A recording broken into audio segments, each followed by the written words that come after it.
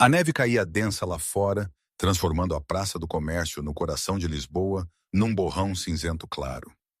Aqui dentro, no luxuoso átrio do Hotel Coroa Dourada, mais de 300 pessoas estavam petrificadas a observar a Ana Vilaça, uma mulher que personificava o poder e os milhões, rasgar um desenho infantil feito à cera. Sim, partiu-o a meio, bem à frente do pai. E o homem que agora se ajoelhava para apanhar os pedaços espalhados não era um mendigo. Era eu, João Neves. E naquela noite, eu tinha acabado de lhe dizer que ela estava perante o seu novo chefe. A risada, quando rebentou, foi nervosa, quase histérica, espalhando-se pelas paredes de mármore polido. As câmaras das redes sociais, já em direto, ardiam com a captação de cada momento absurdo. Ninguém, nem a Ana, nem eu, nem aquela multidão, fazia ideia de que, através desta nevasca, o império dela começava a ruir. Os candeeiros de cristal do Coroa Dourada lançavam luzes fraturadas sobre os pisos de mármore, ainda úmidos dos passos dos convidados que arrastavam neve para dentro. Mulheres em vestidos de noite apertavam flautas de champanhe como se fossem a sua tábua de salvação. Homens em smokings feitos à medida verificavam os telemóveis, a impaciência a agitar o ar, à espera que a gala anual de acionistas começasse.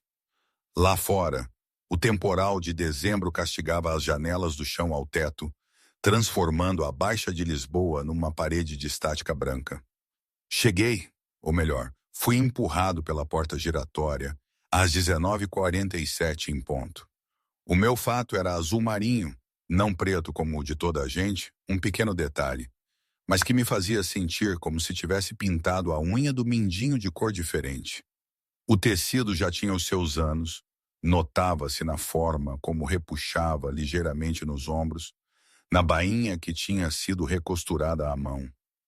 A neve derretia-se na minha gola e os sapatos, polidos naquela manhã com pasta barata da farmácia, deixavam impressões molhadas na pedra importada. Lembro-me de ter um processo na mão e a mochila da Inês, a minha filha, no outro braço. As conversas não pararam imediatamente. Eu era apenas mais um atrasado, mais um rosto num mar de privilégio e riqueza, daqueles que eu olhava de longe. Mas à medida que me movia mais para dentro do átrio, passando pelas esculturas de gelo e pelo quarteto de cordas, as cabeças começaram a virar.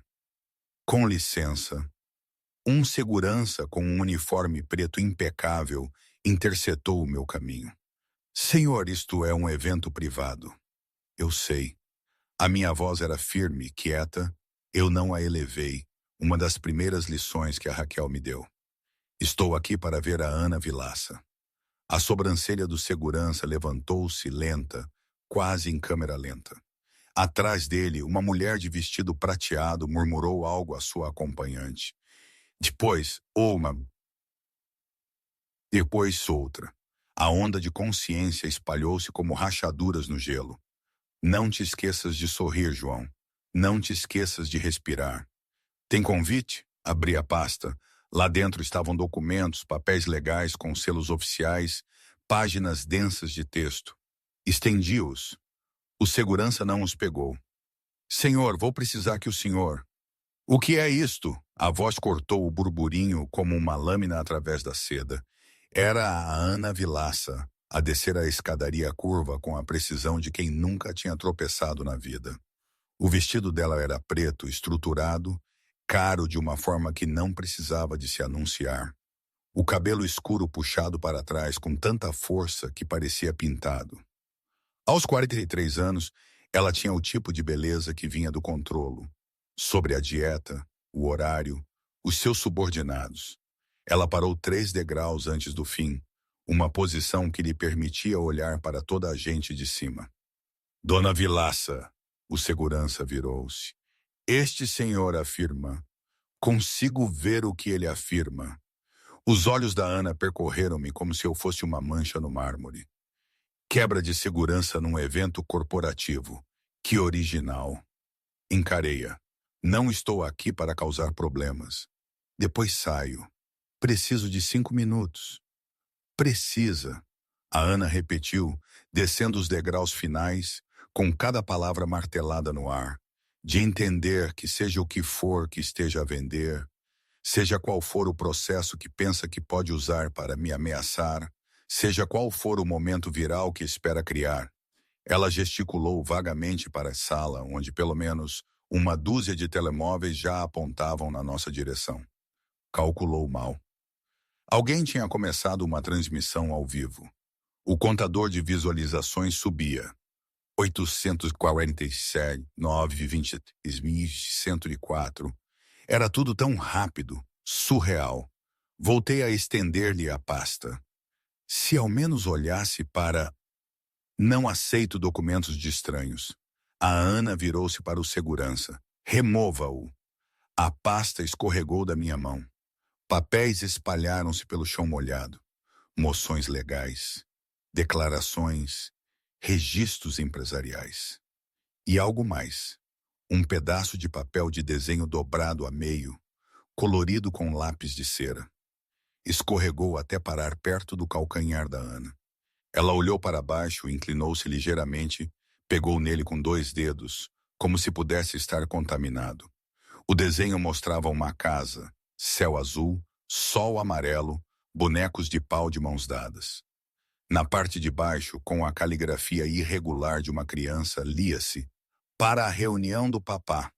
A Ana estudou-o por 3 segundos inteiros. Depois, sorriu.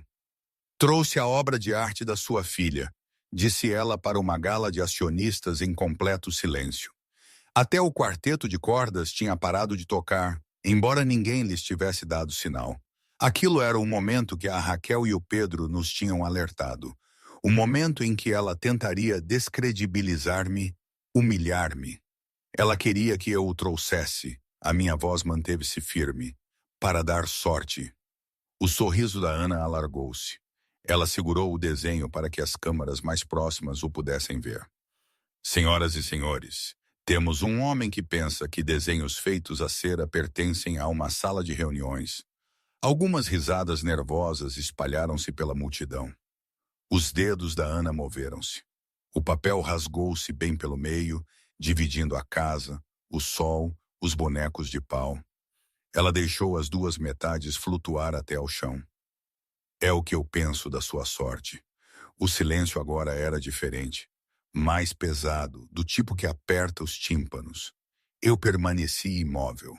O meu rosto não mostrava nada, nem raiva, nem lágrimas, nem qualquer reação que pudesse ser capturada e reproduzida.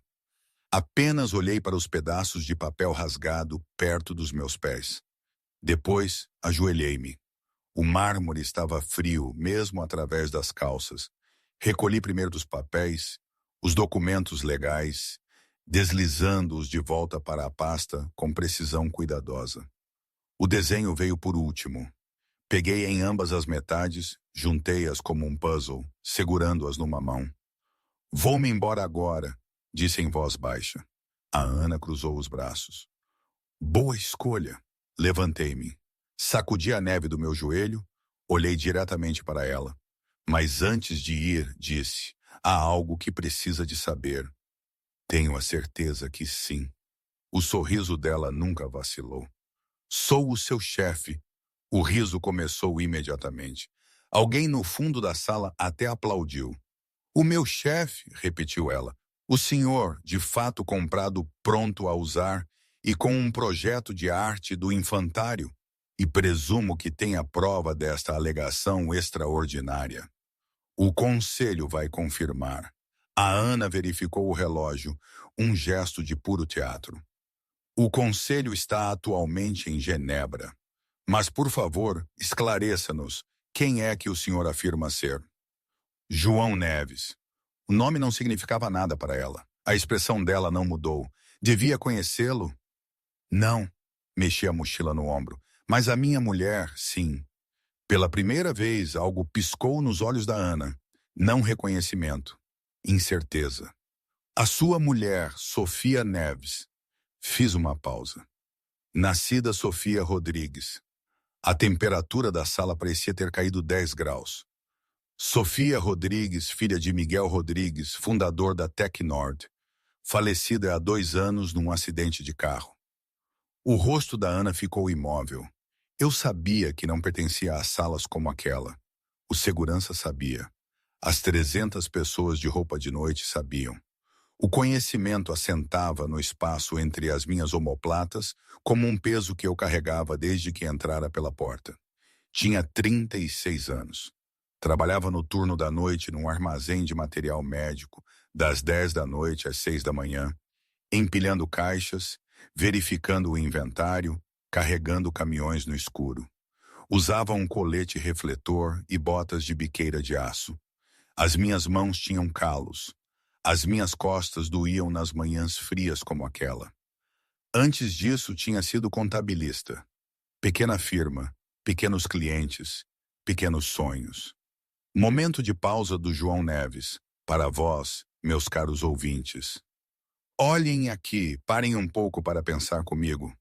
Tudo isto, esta cena surreal com a Ana Vilaça, esta revelação bombástica, era tão absurdo, não era? Eu, um tipo completamente anônimo que empilha caixas, de repente a surgir do nada para desmascarar uma bilionária. Em Setúbal, de onde a minha família veio, teríamos dito, este gajo pirou de vez. Na verdade, acho que é a minha própria cabeça que está a pirar de vez ao tentar encaixar esta nova realidade. Quer dizer, um gajo trabalha a vida inteira para ter um ordenado decente, para ter uma vida tranquila com a mulher e a filha. E de repente, puf, a vida atira-te para uma novela da SIC, só que sem atores bonitos. É uma coisa louca, totalmente louca. Mas talvez fosse esse o problema. Talvez fosse demasiado real para ser verdade, ou demasiado irreal para não o ser. Não sei. Não sei mesmo. Só sei que me sentia no limite, como uma corda esticada prestes a arrebentar. Mas de alguma forma não arrebentou. De alguma forma ainda estou aqui e a história continuou. De volta a ela. Eu conheci a Sofia numa pastelaria durante uma tempestade. Ela estava a ler um livro sobre arquitetura. Eu derramei o meu café a tentar apanhar um guardanapo. Casamos 14 meses depois. A Inês nasceu no ano seguinte. A Sofia morreu quando a Inês tinha 3 anos. A história oficial, a do obituário, a que a família dela contava no funeral, era que a Sofia Rodrigues tinha estado afastada do pai durante anos, que tinha deixado o negócio da família para se casar com alguém comum, que não queria nada com a fortuna dos Rodrigues. Eu acreditei nisso porque a Sofia me tinha dito que era verdade. Mas ela tinha mentido. Não sobre me amar, não sobre querer uma vida simples, mas sobre cortar os laços completamente. Ela manteve um fio de ligação. Descobriu há 16 meses, numa manhã de fevereiro, quando o telefone tocou às 6h47 da manhã e uma voz masculina disse: Senhor Neves, aqui é Pedro Mendes. Sou o executor da propriedade da sua falecida esposa. Precisamos de nos encontrar agora. Ali no átrio do Coroa Dourada, com o papel rasgado na mão e 300 pessoas a olhar, senti o mesmo choque vazio que senti naquela manhã. A diferença era que desta vez eu tinha escolhido estar ali.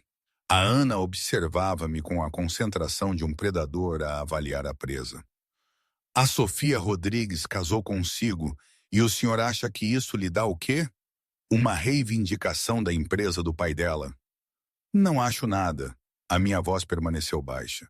Estou a dizer-lhe o que o conselho vai confirmar. O conselho, a Ana disse lentamente, reporta-se a mim. Eu sou a CEO da Tecnord. Dirijo esta empresa há 8 anos. Seja qual for a fantasia delirante que lhe chama, as duas palavras pairaram no ar. A mandíbula da Ana apertou-se. Ela tirou o telemóvel, mas antes que pudesse ligar, um homem de fato cinzento adiantou-se da multidão. Isso não será necessário. Todos os olhos se viraram.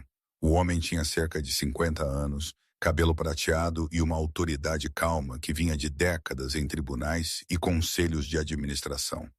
Carregava uma pasta de couro.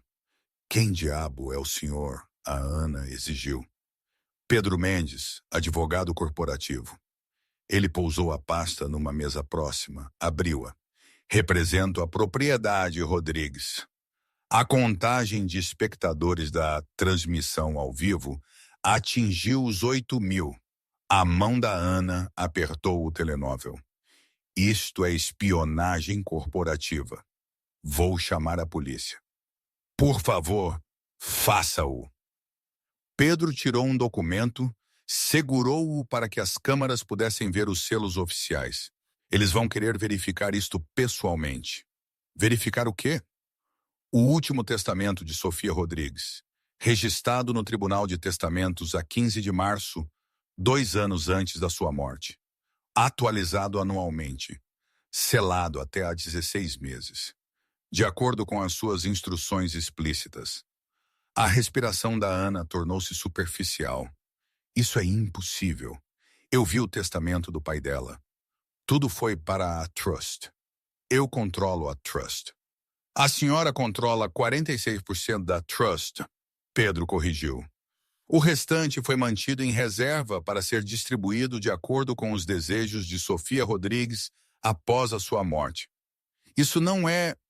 Ela estava afastada. Ela não tinha interesse em... Ela tinha todo o interesse em proteger o que o pai dela construiu. A voz de Pedro era gentil, quase compassiva.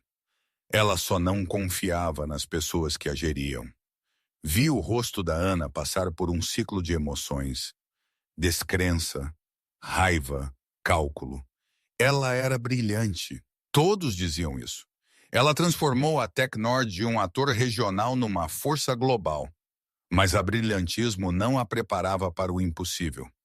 Mesmo que isto seja real, a Ana disse, a voz apertada.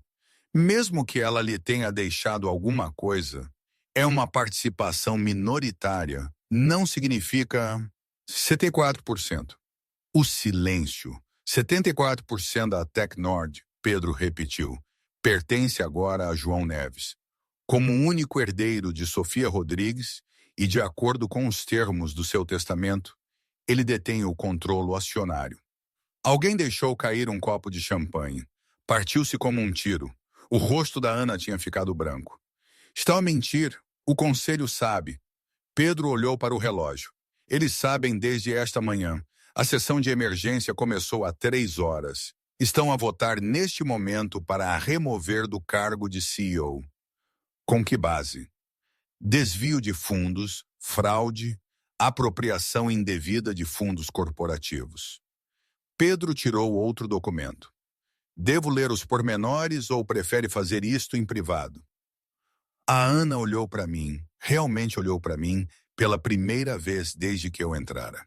Eu estava ali no meu fato barato, segurando metade de um desenho rasgado, e não disse nada. Isto é extorsão, a Ana sussurrou. Não. A minha voz era tão baixa que ela teve que se inclinar para a ouvir. Isto sou eu a cumprir uma promessa à minha mulher. O segurança mexeu-se desconfortavelmente. Dona Vilaça, devo... Não lhe toque. A mão da Ana subiu. Não lhe toquem. Porque ela percebeu agora. As câmaras, o timing, a humilhação pública. Não era sobre dinheiro. Era sobre fazê-la cair da mesma forma que ela fizera outros cair na frente de toda a gente há 16 meses. Fevereiro tinha sido brutal naquele ano. O tipo de frio que fazia os motores dos carros relutarem em arrancar e transformava as calçadas em pistas de gelo. Eu trabalhava no turno da noite. Chegava a casa ao nascer do sol, dormia enquanto a Inês estava na creche, ia buscá-la às 3 da tarde, fazia o jantar, deitava às 8, saía de novo às 9:30. Era um ciclo, previsível, seguro. A chamada do advogado quebrou-o. O escritório do Pedro Mendes ficava no centro, num edifício com um átrio maior que o meu apartamento inteiro. O elevador era do tipo que tocava jazz suave. A recepcionista ofereceu-me café numa caneca de cerâmica, não de papel. O escritório do Pedro tinha janelas com vista para o rio Tejo congelado, uma visão rara e gélida. Agradeço que tenha vindo com pouca antecedência, Pedro disse, gesticulando para uma cadeira de couro. Sentei-me. Eu tinha vestido o meu fato de entrevista, o mesmo que tinha agora. A sua mensagem dizia que era sobre a propriedade da Sofia. É. Pedro abriu uma pasta de arquivo. Sou o executor do testamento dela. O período final de inventário terminou na semana passada. Não sabia que ela tinha testamento. Tinha. Um muito específico. Pedro tirou um documento, deslizou-o pela secretária. Preciso que leia isto com atenção. Eu li, depois li novamente. As minhas mãos começaram a tremer na terceira página. Isto não pode estar certo. Foi verificado por 3 escritórios de advogados independentes. A Sofia disse-me que não tinha nada, que o pai dela a deserdara quando casamos. Isso era o que ele queria que as pessoas acreditassem. Pedro inclinou-se para trás. Miguel Rodrigues era muitas coisas, mas não era estúpido. Ele sabia que a filha dele tinha melhor discernimento do que qualquer um naquela empresa. Então ele estruturou a propriedade para parecer que a tinha cortado publicamente, completamente. Mas, em privado, ele fê-la a sua salvaguarda final. Uma salvaguarda para quê? Para exatamente o que está a acontecer agora. Pedro abriu um relatório financeiro no computador, virou o ecrã para que eu pudesse ver. A Tecnord está a ser saqueada por dentro. Ana Vilaça tem desviado fundos através de empresas fantasma há 6 anos. Pequenas quantias no início. Agora está na casa das centenas de milhões. O meu estômago revirou. Por que é que ninguém a parou? Porque ela é brilhante a cobrir os seus rastos e porque os membros do conselho que poderiam ter notado estão na folha de pagamento dela ou demasiado assustados para falar. Pedro fechou o portátil. A sua mulher sabia que isto ia acontecer. Ela viu começar. É por isso que ela montou o testamento da maneira que o fez. Mas por que eu? Eu não consigo gerir uma empresa assim. Não tende a gerir. A expressão do Pedro era amável, mas firme. Só tem de lá estar. Estar lá? O testamento da Sofia dá-lhe o controle acionário. 74%. Pode votar para remover a Ana, instalar uma nova liderança, autorizar uma auditoria completa. Mas a parte difícil, a investigação, as batalhas legais, a reestruturação, isso é o que pessoas como eu tratam. Olhei pela janela para o rio congelado. Uma barcaça estava presa no gelo, imóvel. E se eu disser que não? Então a Ana continua a roubar. A empresa colapsa em 3 a 5 anos. 2.000 pessoas perdem os empregos. E o legado do pai da sua mulher torna-se uma nota de rodapé num caso de fraude. E se eu disser que sim, Pedro sorriu. Então passará os próximos 8 meses a aprender a usar fatos caros e a falar em reuniões de acionistas. Deixa-me a mim e a minha equipa construir o caso. E quando for a altura certa, entra numa sala cheia de pessoas que pensarão que é um ninguém e prova que estão todos errados. Pensei na Sofia, na forma como ela costumava sentar-se, à mesa da nossa cozinha com revistas de arquitetura, a desenhar casas de sonho que nunca construiríamos. Na forma como ela sorria quando falava do pai, amargurada, triste, mas ainda orgulhosa. Pensei na Inês, de 3 anos quando a mãe morreu, agora com 4, e a fazer perguntas sobre por que vivíamos num apartamento pequeno. Quando a mamã costumava falar em casas grandes, pensei no desenho que estava colado ao nosso frigorífico com um ímã. Uma casa, um filho, uma família. O que tenho de fazer? Perguntei. O treino acontecia à noite depois de a Inês adormecer. Raquel Dantas era associada do Pedro, 32 anos. Afiada como um bisturi, paciente como uma santa. Ela aparecia no meu apartamento 3 vezes por semana com um portátil e uma mala de rodinhas cheia de documentos. Primeiro as demonstrações financeiras, disse ela na primeira noite, espalhando papéis pela mesa da cozinha. Precisa de ler isto como lê uma história. Cada número diz-lhe algo. Esfreguei os olhos. Eram 10 da noite. Eu estava lá acordado desde as 6 da manhã. Trabalhara um turno de 8 horas. Passara 4 horas com a Inês. O meu cérebro parecia algodão. Sou contabilista, sei ler. Era contabilista de pequenas empresas. Isto é diferente, isto é forense. Raquel tocou numa secção destacada. Veja este relatório trimestral. O que vê? Analisei os números. Receitas aumentaram 14%. Agora veja as despesas operacionais. Aumentaram 23%. O que significa? Que alguém está a gastar mais do que a ganhar. Bom, agora veja para onde foi esse gasto. Fizemos isso durante semanas a aprender a detectar os padrões.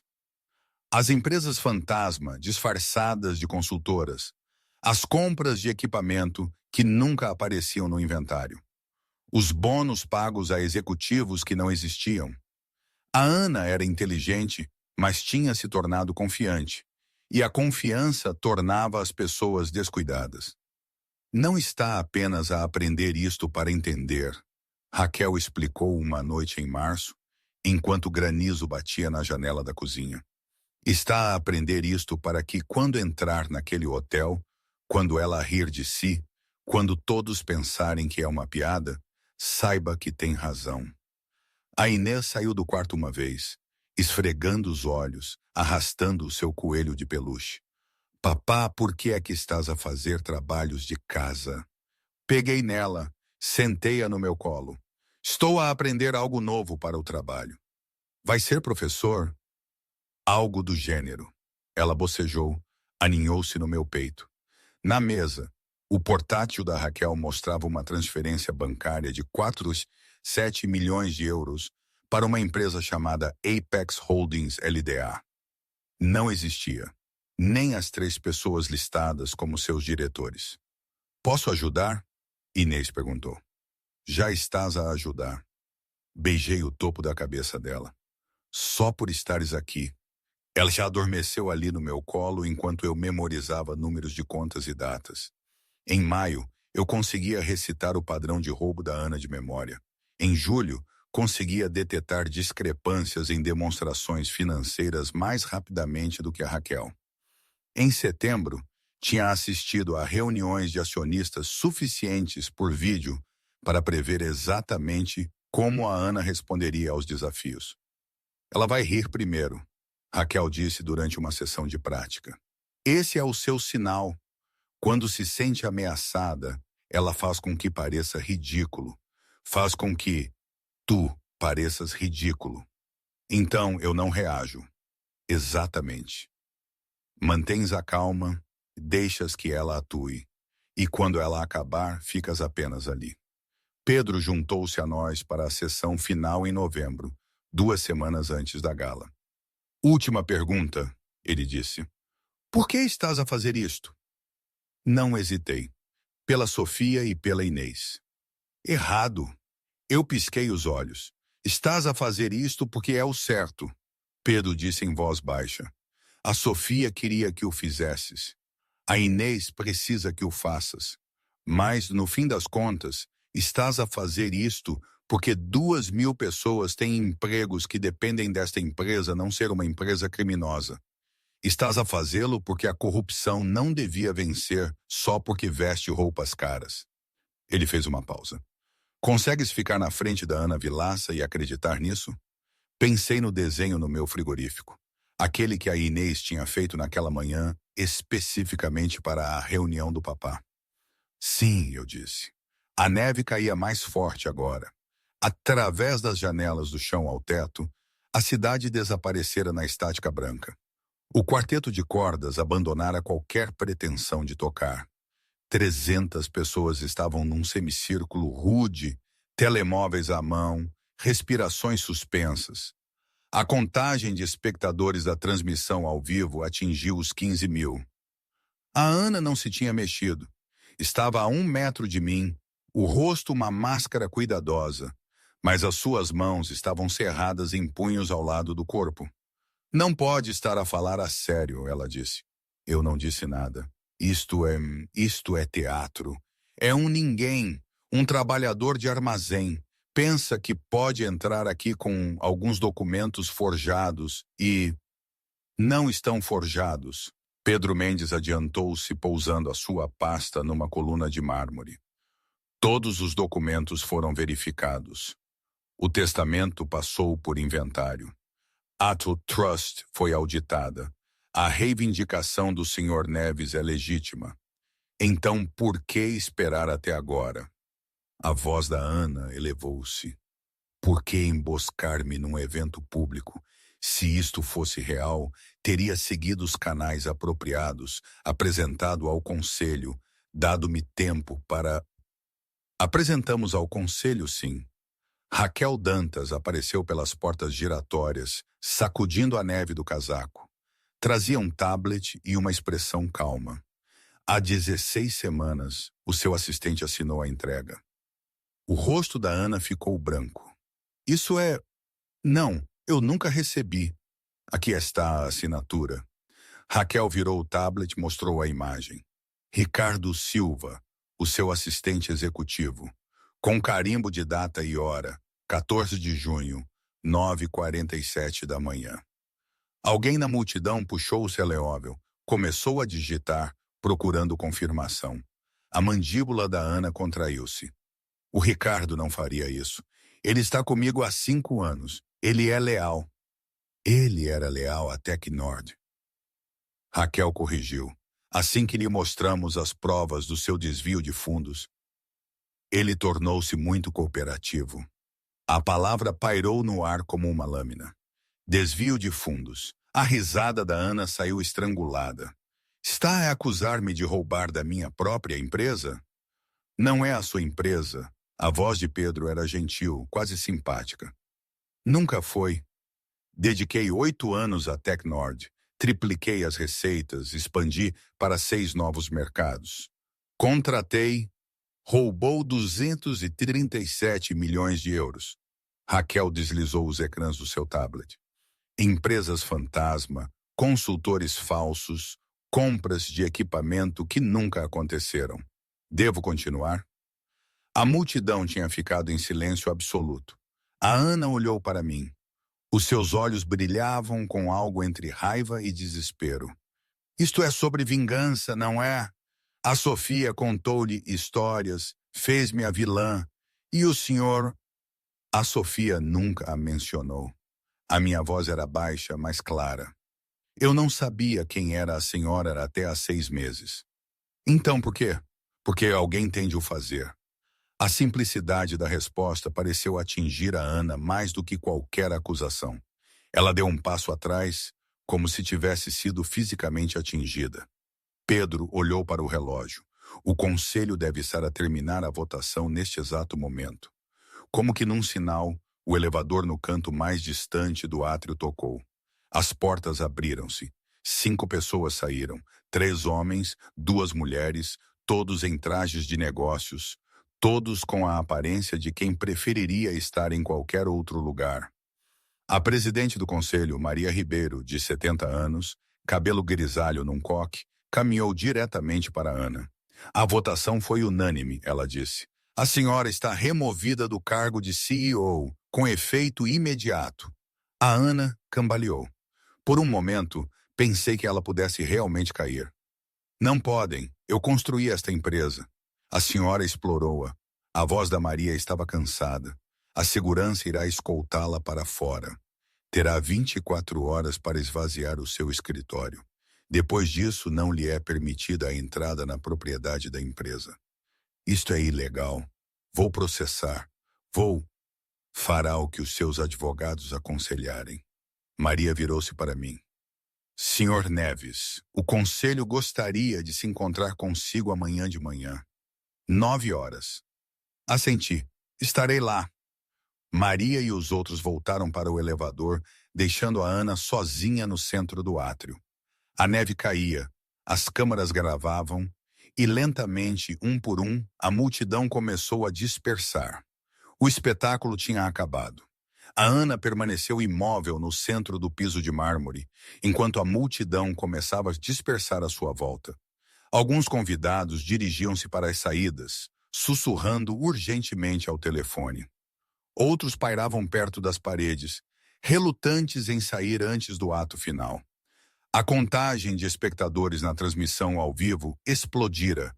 34 mil visualizadores. Dona Vilaça, uma jovem de fato azul marinho, aproximou-se cautelosamente, um dos membros juniores do conselho. Deve vir comigo. Podemos discutir a transição. Não me toque. A voz da Ana era gelo. A mulher recuou. Eu observava a alguns metros de distância, ainda segurando as metades rasgadas do desenho da Inês. Não senti triunfo, nem satisfação, apenas o peso do que viria a seguir. O Pedro Mendes veio para o meu lado. A parte difícil começa agora, ele disse baixinho. As investigações, os depoimentos, os media. Sei que terá de testemunhar várias vezes. Vão desconstruir a sua vida, o seu casamento com a Sofia, as suas finanças. Vão tentar fazer com que pareça um oportunista. Deixe-os. Pedro sorriu ligeiramente. A sua mulher escolheu bem.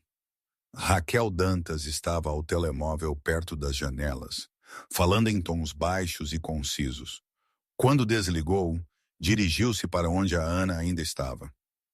O FBI quer falar consigo, Raquel disse, a sua voz profissionalmente neutra. Eles têm vindo a construir uma investigação paralela há 7 meses. A minha chamada deu-lhes a luz verde para avançar. A cabeça da Ana levantou-se abruptamente. FBI, fraude eletrônica, lavagem de dinheiro, evasão fiscal. Raquel contava nos dedos. Moveu fundos roubados através de fronteiras estatais. Isso torna-o federal. Isto é uma loucura. Estão a destruir-me por causa de erros de contabilidade. Não erros, crimes. Raquel abriu um documento no seu tablet, estendeu-o. Isto é uma transferência de 8,3 milhões de euros para a Apex Holdings LLC a 15 de março de 2023, listada como uma taxa de consultoria estratégica. Gostaria de explicar que consultoria estratégica a Apex forneceu? Os olhos da Ana desviaram-se para o ecrã, depois para longe. Não me lembro de todas as transações. A Apex Holdings não existe. Nunca existiu. A conta bancária para onde foi transferido o dinheiro pertence a uma empresa fantasma no Delaware. Essa empresa fantasma é propriedade de outra empresa fantasma nas Ilhas Caimão, e essa remonta a uma conta em seu nome. A multidão restante tinha ficado em silêncio novamente, inclinando-se para ouvir. O advogado da Ana, um homem magro de óculos de aros metálicos que pairava no fundo, finalmente adiantou-se. A minha cliente não responderá a mais perguntas sem a devida assistência jurídica presente. Inteligente. Raquel guardou o tablet. O FBI entrará em contato para agendar essa conversa. Ela afastou-se, deixando a Ana e o seu advogado parados numa poça de luz dourada do candelabro. Virei-me para sair. Espere! A voz da Ana parou-me. Virei-me. Ela olhava para mim agora com algo que poderia ter sido compreensão. Ou talvez apenas exaustão. Ela odiava-me?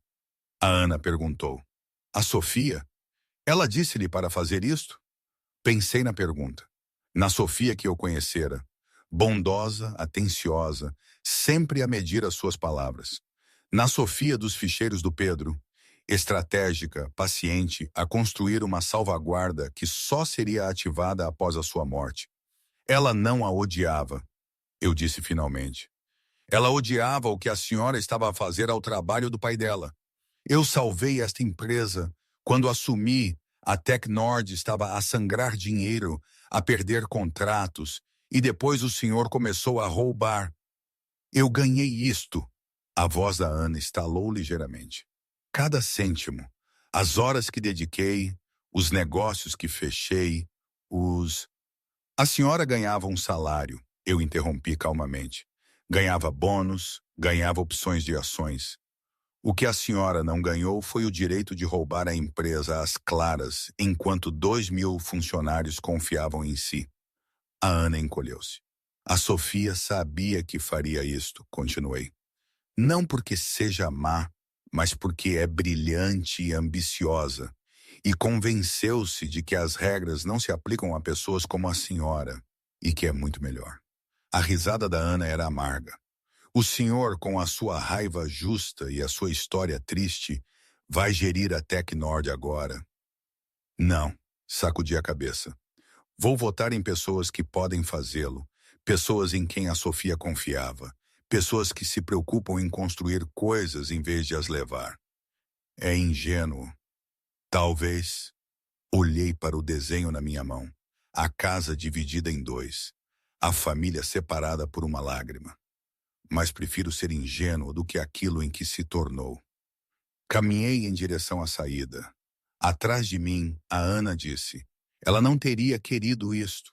A humilhação pública, o espetáculo. Parei, mas não me virei. Sim, eu disse, ela teria. Porque a Sofia sabia algo que a Ana nunca entendeu. Que a corrupção morre à luz do sol. Que o roubo precisa da escuridão. E que, às vezes, a única forma de parar um ladrão é fazê-lo cair na frente de todos aqueles que ele alguma vez tentou impressionar. Empurrei a porta giratória para a tempestade. A manhã seguinte amanheceu cinzenta e amarga. Eu estava em frente à sede da Tecnord, na Avenida da Liberdade, às 8h47 da manhã, 13 minutos antes. O edifício era de aço e vidro, 30 andares, com o logótipo da empresa gravado na fachada em letras de 3 metros. Já tinha passado por ali uma vez, meses atrás, durante o meu treino com a Raquel. Na altura, parecera um monumento a algo inalcançável. Agora tinha de entrar. A Inês já estava acordada quando saí, a comer cereais na nossa mesa da cozinha. Perguntou onde ia com o meu fato chique. Eu disse-lhe que ia a uma reunião muito importante. Estás nervoso? Ela perguntou. Um pouco. Ela entregou-me o desenho, aquele que eu tinha colado de novo na noite anterior. O rasgo ainda visível pelo meio. Leva isto, para dar sorte. Agora estava dobrado no meu bolso do casaco. Pedro Mendes encontrou-me no átrio. Pronto. Bom, isso significa que estás a pensar claramente. Pedro gesticulou em direção aos elevadores. Conselho no 28º andar, sala de conferências B. Estão à tua espera. O elevador era rápido, silencioso e chegou depressa demais. A sala de conferências tinha janelas com vista para a cidade, uma mesa que podia sentar 20 pessoas e 6 pessoas já sentadas. Reconheci a Maria Ribeiro da noite anterior. Os outros eram estranhos, executivos cujos nomes eu memorizara, mas cujos rostos eram novos. Senhor Neves. Maria levantou-se e estendeu a mão. Obrigado por ter vindo. Apertamos as mãos. O aperto dela era firme, profissional. Por favor, sente-se. Sentei-me na cadeira da cabeceira da mesa. Parecia presunçoso, mas o Pedro tinha me instruído. É o acionista maioritário. Senta-te na cabeceira. Maria cruzou as mãos. Serei direta. O conselho votou por unanimidade a remoção de Ana Vilaça como CEO. Também votamos para autorizar uma auditoria forense completa das finanças da empresa nos últimos 8 anos. Quanto tempo vai demorar? 6 a 8 meses, no mínimo. Um dos outros membros do conselho, um homem chamado Roberto Paiva, inclinou-se. Precisamos de desvendar cada transação, verificar cada reivindicação. Vai ser caro e invasivo. Faça-o, eu disse. Roberto piscou os olhos. Compreende que isto afetará o preço das ações, a confiança dos investidores. Faça-o de qualquer maneira. Silêncio. Maria sorriu ligeiramente. A sua mulher disse que diria isso. O meu peito apertou-se. O quê? A Sofia veio ter comigo há 3 anos, antes de morrer. Ela disse-me que se algo lhe acontecesse, eu devia esperar que alguém aparecesse, eventualmente, com uma reivindicação legal à propriedade do pai dela. Ela disse que essa pessoa priorizaria a empresa em detrimento da imagem. Ela falou de mim? Sem nomes, apenas uma descrição. Os olhos de Maria eram bondosos. Ela disse, ele parecerá comum, mas não é, e fará a coisa certa mesmo quando for difícil. Olhei para as minhas mãos. Elas tremiam ligeiramente. Precisamos de discutir a liderança interina, outro membro do conselho disse, uma mulher chamada Patrícia Costa. Com a Ana fora, precisamos de um novo CEO. Temos candidatos, mas levará tempo para os verificar adequadamente. Quanto tempo? 3 a 6 meses. Quem gere a empresa até lá? Patrícia e Maria trocaram um olhar. Tecnicamente, Maria disse, como acionista maioritário, o senhor poderia nomear-se a si mesmo. Não sou qualificado. Então, poderia nomear um CEO interino com a aprovação do conselho.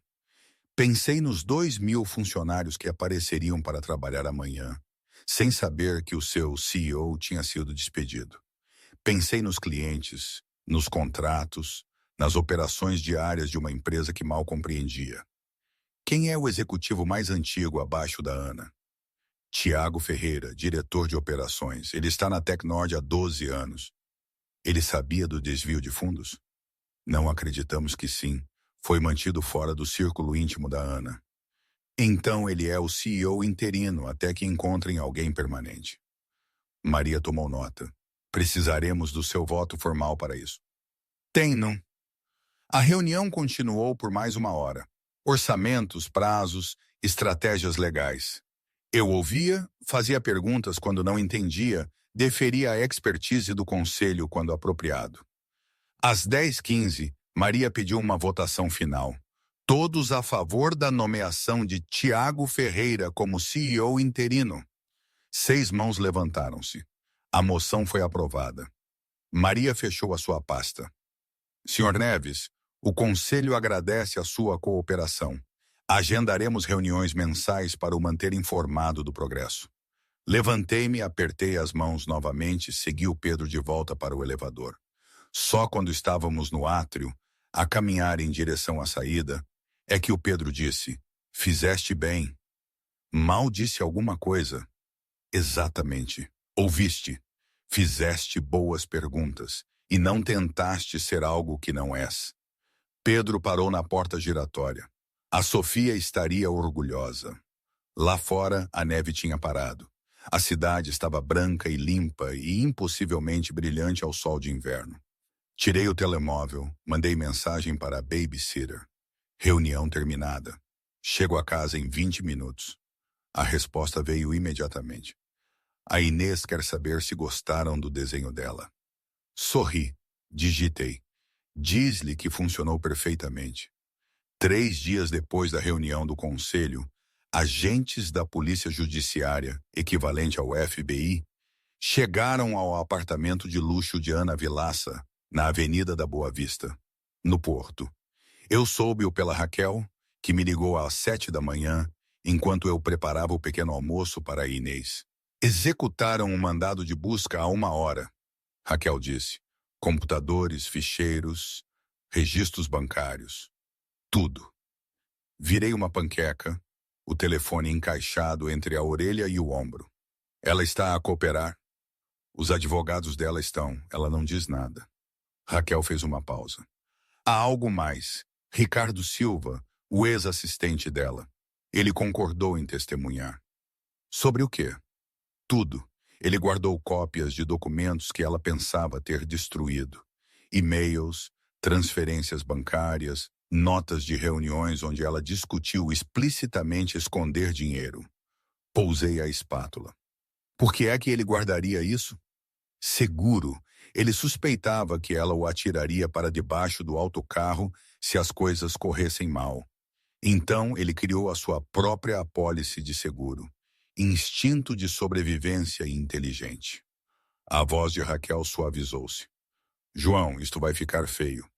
O julgamento, a cobertura mediática, o escrutínio sobre ti e a Inês. Estás preparado para isso? Olhei para minha filha sentada à mesa em pijama, a colorir um novo desenho. Este mostrava um castelo com bandeiras nas torres. Não, eu disse honestamente. Mas vamos dar conta. A tempestade mediática atingiu naquela tarde. CEO bilionária destituída em golpe de acionistas. Polícia Judiciária investiga Tecnord. Fraude. Pai solteiro herda império tecnológico. A minha foto apareceu em sites de notícias. Aquela da minha carta de condução, ligeiramente desfocada, tirada há 3 anos. Encontraram fotos da Sofia também. A nossa fotografia de casamento. O obituário dela. Repórteres apareceram à porta do meu prédio. Parei de atender o telefone, a menos que reconhecesse o número. A Inês perguntou por que havia pessoas com câmaras lá fora. Eu disse-lhe: querem fazer perguntas ao papá sobre o trabalho. És famoso? Não, querida. Apenas temporariamente interessante. No final da semana, a equipa jurídica da Ana tinha apresentado moções para anular a votação do conselho, alegando violações processuais. Apresentaram moções para selar as provas, citando preocupações com a privacidade. Apresentaram moções para atrasar a investigação da PJ, argumentando excesso de procuração. Todas as moções foram negadas. Na sexta-feira, a própria Ana apareceu num programa de notícias matinal, composta e elegante num fato cor de creme. Isto é um ataque coordenado a uma mulher de sucesso nos negócios, ela disse ao entrevistador. João Neves está a usar o nome da sua falecida esposa para roubar uma empresa de que ele não sabe nada. O entrevistador insistiu, mas o conselho votou por unanimidade para remover. O conselho foi pressionado por falsas alegações. A polícia judiciária está a investigar. Essas alegações também são falsas? O sorriso da Ana nunca vacilou. Acolho qualquer investigação. Não tenho nada a esconder.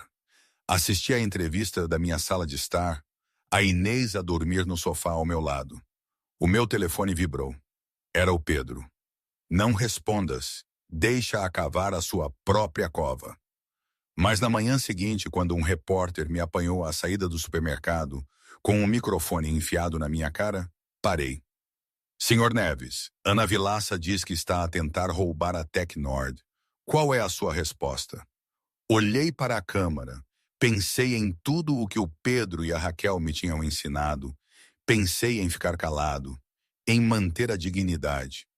Depois pensei na Sofia. Não estou a tentar roubar nada, eu disse calmamente. Estou a tentar devolvê-la às pessoas que realmente a construíram.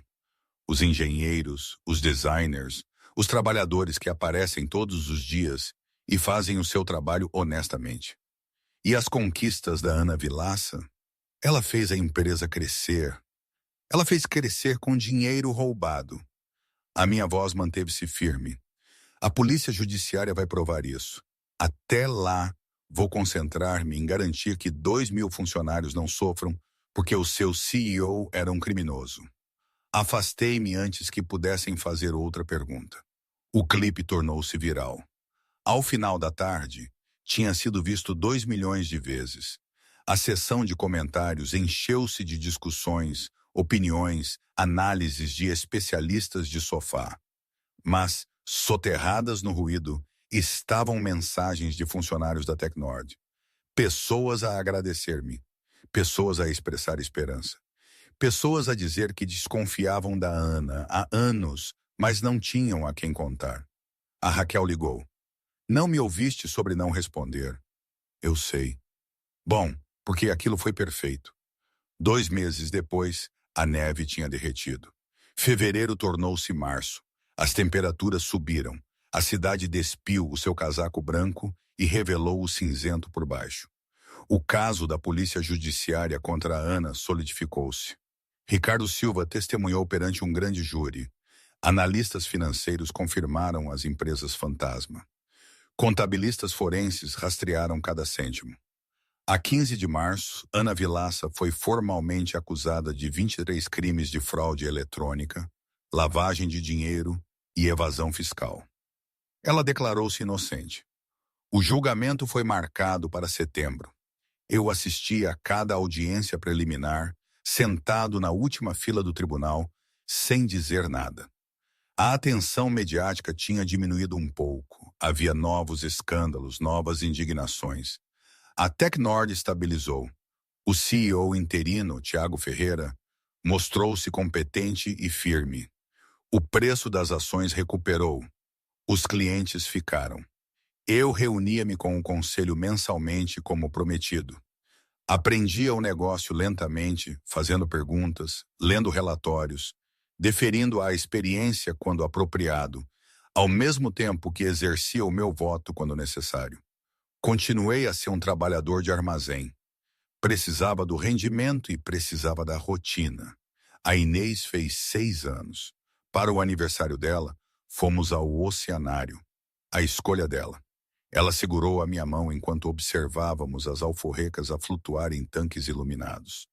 Papá, ela disse apontando para uma tartaruga marinha, quando acabares as tuas reuniões, teremos mais tempo para coisas assim? Sempre terei tempo para coisas assim. Prometo. Prometes? Prometo. Comemos gelado depois. Ela pediu morango. Eu pedi baunilha. Ao voltarmos para o carro, uma mulher reconheceu-me, parou, olhou fixamente, tirou o telemóvel. Continuei a andar, de mãos dadas com a Inês, até estarmos em segurança no parque de estacionamento. Por que é que as pessoas tiram a tua fotografia? Inês perguntou. Porque aconteceu algo incomum no trabalho. És um super-herói? Eu ri. Não, querida. Mas paraste um tipo mau. Ajudei a mostrar às pessoas que alguém estava a fazer coisas más. Isso é diferente de ser um super-herói. Para mim, soa ao mesmo. Não tinha resposta para isso. Na noite de 30 de março, recebi um e-mail de Maria Ribeiro. O assunto, voto do conselho, novo candidato a CEO. Abri-o, li a proposta. Tinham encontrado alguém, um ex-executivo de um concorrente com um forte historial e sem ligações ao regime da Ana. O conselho votará na próxima semana. Maria escreveu. Mas queríamos a sua aprovação primeiro. Pesquisei a candidata. Li entrevistas, verifiquei referências, procurei sinais de alerta. Às 23 horas, respondi. Ela tem o meu voto. Na manhã seguinte, recebi um e-mail diferente dos advogados da Ana. A doutora Vilaça gostaria de falar consigo em privado, sem advogados, sem dispositivos de gravação, apenas uma conversa. Encaminhei para o Pedro. Ele ligou imediatamente. Não o faças, é uma armadilha. Que tipo de armadilha? Ela vai tentar manipulá-lo, oferecer-lhe dinheiro, ameaçá-lo, apelar à sua simpatia. Ela está desesperada. Então, que mal pode fazer, Pedro? Encontro-a num lugar público. Não lhe prometerei nada. Silêncio na linha. Finalmente. És tão teimoso quanto a tua mulher era. Vou levar isso como um elogio. Encontramo-nos numa pastelaria no centro de Lisboa. Território neutro, janelas de vidro, dezenas de testemunhas. A Ana chegou exatamente às 2 da tarde, a usar jeans e uma camisola. A primeira vez que a via em roupas casuais. Parecia mais pequena, de alguma forma. Cansada, pediu café preto. Sentou-se em frente a mim num booth perto da janela. Obrigada por ter vindo, ela disse. Eu não disse nada. Não vou pedir desculpa, Ana continuou. Não acho que me acreditaria se o fizesse. Provavelmente não. Mas queria que entendesse uma coisa. Ela envolveu as mãos à volta da chávena de café. Eu não roubei porque precisava do dinheiro. Eu tenho dinheiro. Roubei porque queria provar que podia construir algo maior do que Miguel Rodrigues alguma vez fez. Ao destruir o que ele construiu, ao transformá-lo, torná-lo global, fazê-lo importar. Os olhos da Ana estavam ferozes. Trabalhei 80 horas por semana durante 8 anos.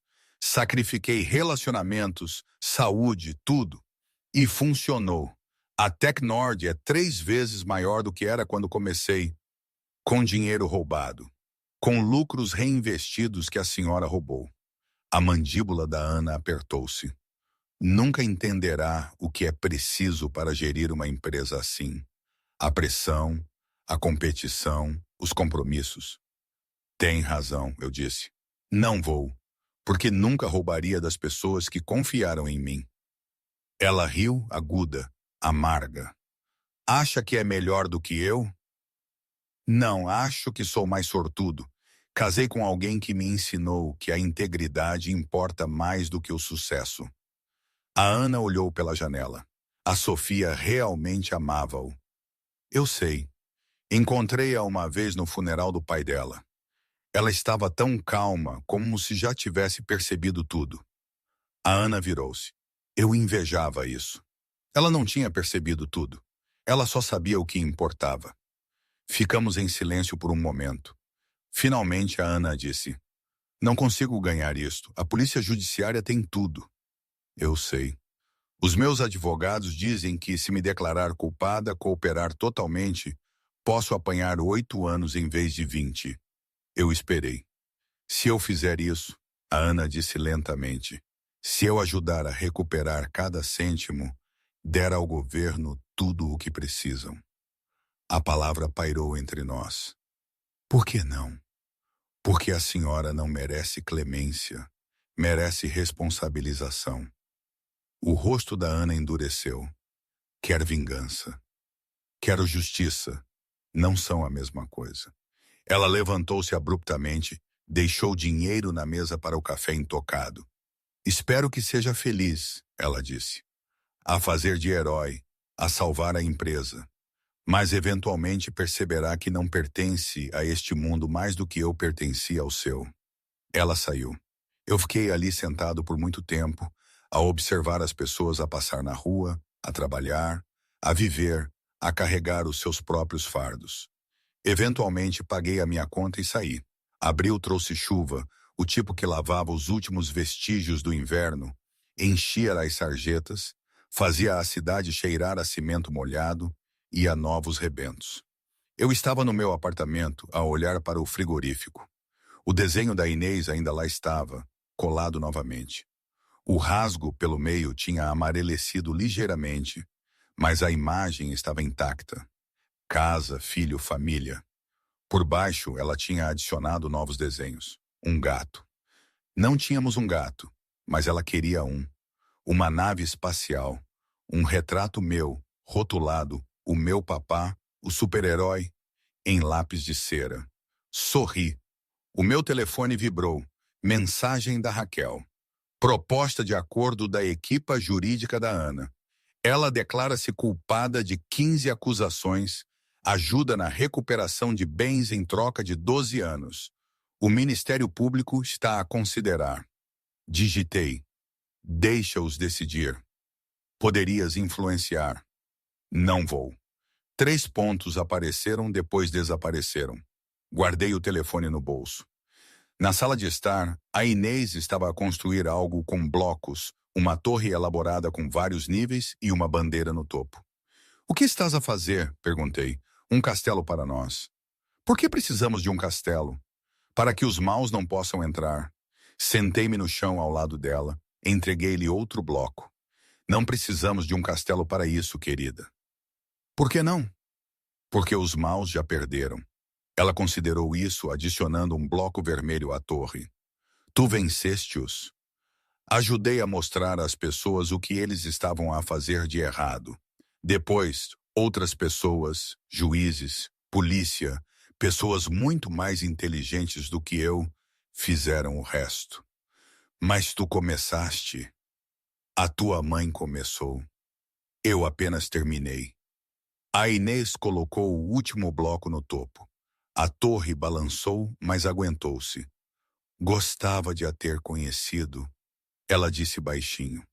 A minha garganta a apertou. Eu também, bebê. Ela ter-te-ia amado tanto. Achas que ela tem orgulho de ti? Pensei na Sofia. Na salvaguarda que ela construíra, na confiança que depositara em mim nos 8 meses de treino e preparação, e a aprender a estar em salas onde eu não pertencia. Espero que sim, eu disse. Naquela noite, depois de a Inês adormecer, tirei o dossiê que o Pedro me tinha dado no primeiro dia. O registro completo do testamento da Sofia, das suas trusts, das suas instruções. Na última página havia uma nota manuscrita. A letra da Sofia. Reconhecia imediatamente. Para quem estiver a ler isto, se chegaste até aqui, significa que eu parti. Lamento. Lamento deixar-te com este fardo, por te pedir para lutar batalhas que eu própria devia ter lutado. Mas eu conheço-te. És bondoso, és teimoso. Acreditas em fazer o que é certo, mesmo que te custe. Não deixes que isso mude. Não deixes que o dinheiro te mude. Não deixes que o poder te mude. Não deixes que as pessoas que pensam que são melhores do que tu te façam duvidar de ti mesmo. É suficiente. Sempre foste suficiente. Termina isto. Depois, volta para casa e vive a vida de que sempre falamos. Silenciosa, pequena, cheia de amor. É tudo o que importa. Li-a 3 vezes. Depois, dobrei-a cuidadosamente. Coloquei-a de volta no dossiê e fechei a pasta. Caminhei até a cozinha. Servi um copo de água. Fiquei à janela a olhar para as luzes da cidade. Amanhã acordaria às 5:30 da manhã. Faria o pequeno almoço para Inês. Levá-la-ia à escola. Iria trabalhar no armazém, empilharia caixas, verificaria o inventário, voltaria para casa. E uma vez por mês, vestiria o meu fato azul marinho e iria a uma reunião do conselho. Votaria em orçamentos e estratégias e contratações de executivos. Cumpriria a responsabilidade que a Sofia me dera, mas não me tornaria Ana Vilaça. Não deixaria que o poder se tornasse veneno. Eu ficaria. João Neves, pai, trabalhador de armazém, homem comum que fizera uma coisa extraordinária porque alguém que amava lhe o pedira. A chuva tinha parado. A cidade estava silenciosa. No outro quarto, a Inês mexeu-se no sono. Murmurou algo que eu não conseguia ouvir. Fui até a porta dela. Espreitei. Ela estava aninhada no seu coelho de peluche, em paz. Na sua mesa de cabeceira estava o desenho colado. Ela pedira para o manter no quarto dela. Dizia que era especial porque tinha ido à reunião importante do papá. Eu não a corrigi. Porque era especial, não por ter sobrevivido a ser rasgado, mas porque me lembrava pelo que eu estava a lutar. Não vingança, nem justiça, apenas a chance de dar à minha filha um mundo onde pessoas como Ana Vilaça não vencessem simplesmente porque achavam que mereciam. Fechei a porta dela silenciosamente, voltei para a cozinha. Tirei o desenho do frigorífico, aquele que dizia "O meu papá, o super-herói", e olhei para ele na penumbra. Depois sorri, abanei a cabeça e voltei a colocá-lo. O amanhã chegaria em breve. Naquela noite eu era apenas um pai cuja filha se acreditava nele, e isso era mais do que qualquer império. E hoje? Sinceramente não faço ideia. Às vezes penso que foi a melhor coisa que me podia ter acontecido.